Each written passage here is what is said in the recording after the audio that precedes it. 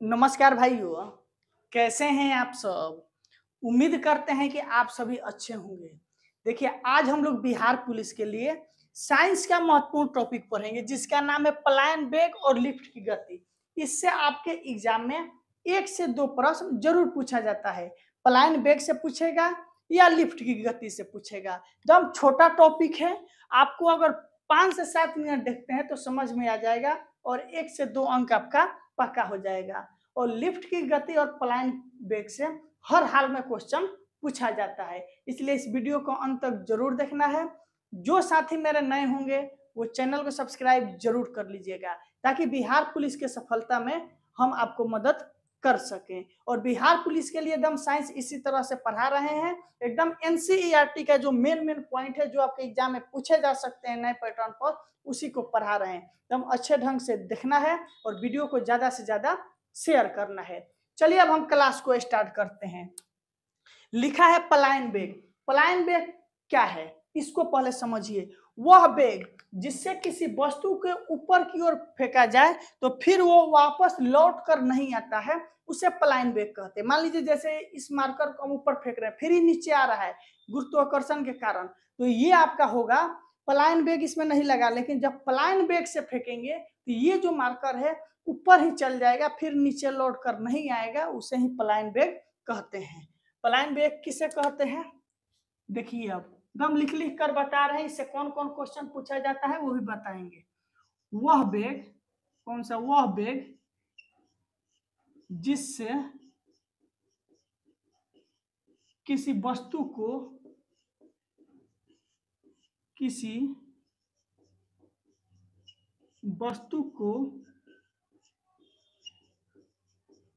ऊपर की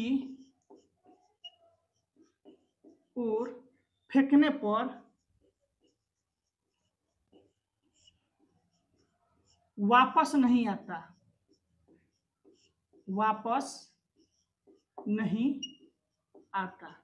उसे हम लोग क्या कहते हैं? पलायन वेग। पलायन वेग क्या है फिर से समझिए।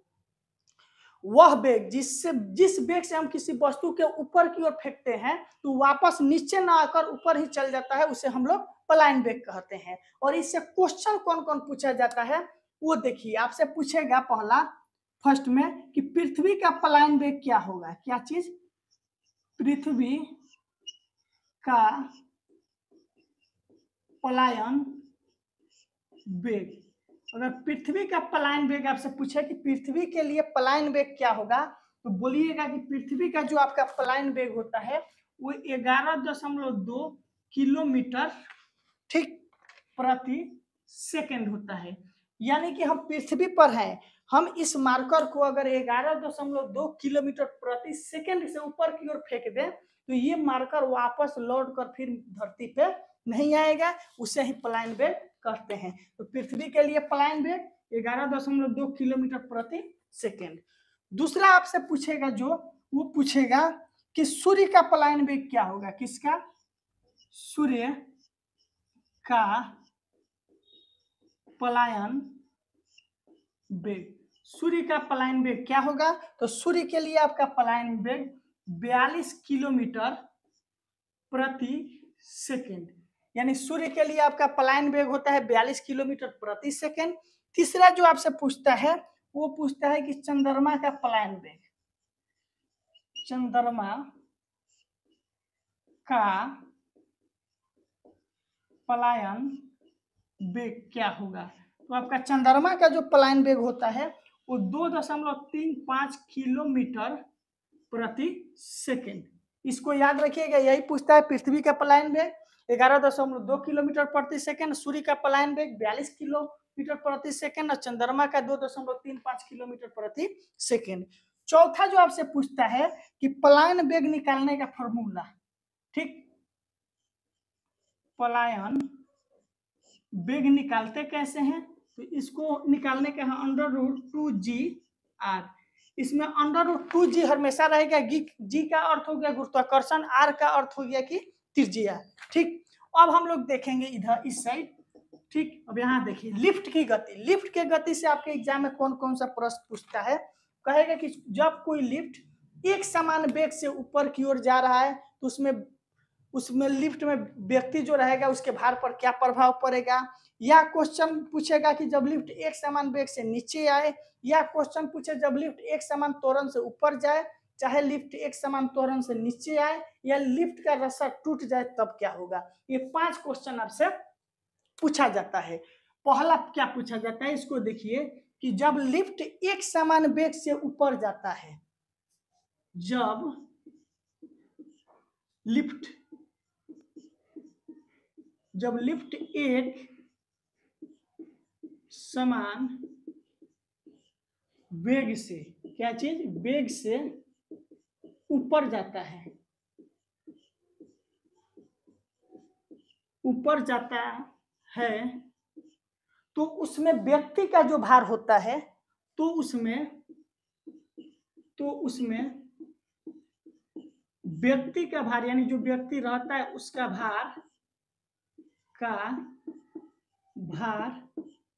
नहीं बदलता,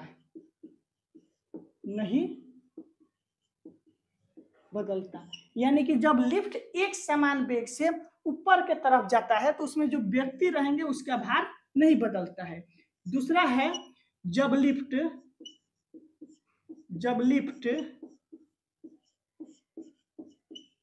एक समान वेग से नीचे आए, क्या चीज, नीचे आए, तो व्यक्ति का भार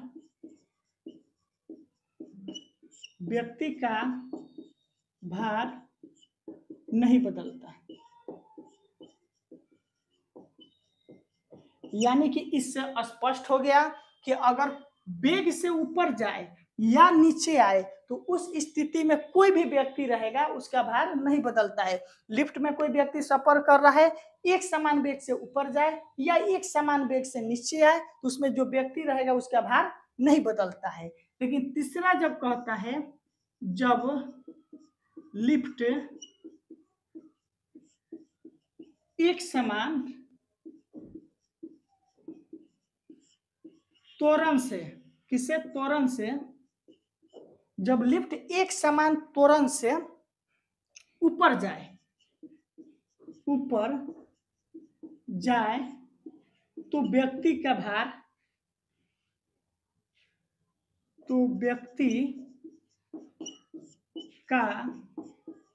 भार जो होता है वो क्या होता है, बढ़ जाता है।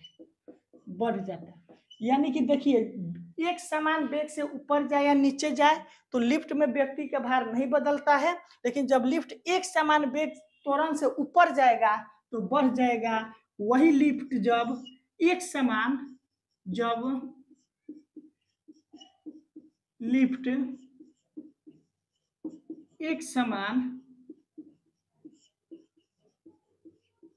त्वरण से नीचे आए, क्या चीज, नीचे आए, तो व्यक्ति का भार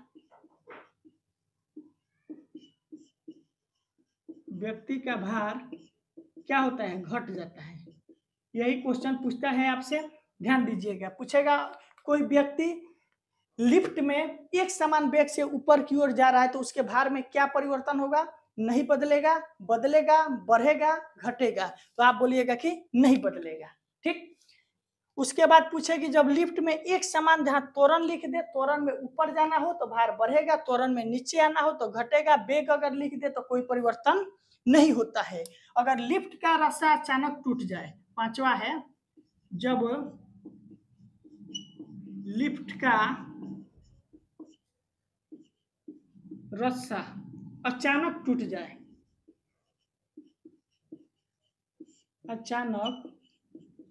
जाए, तो भार शून्य हो जाता है, भार शून्य हो जाता है।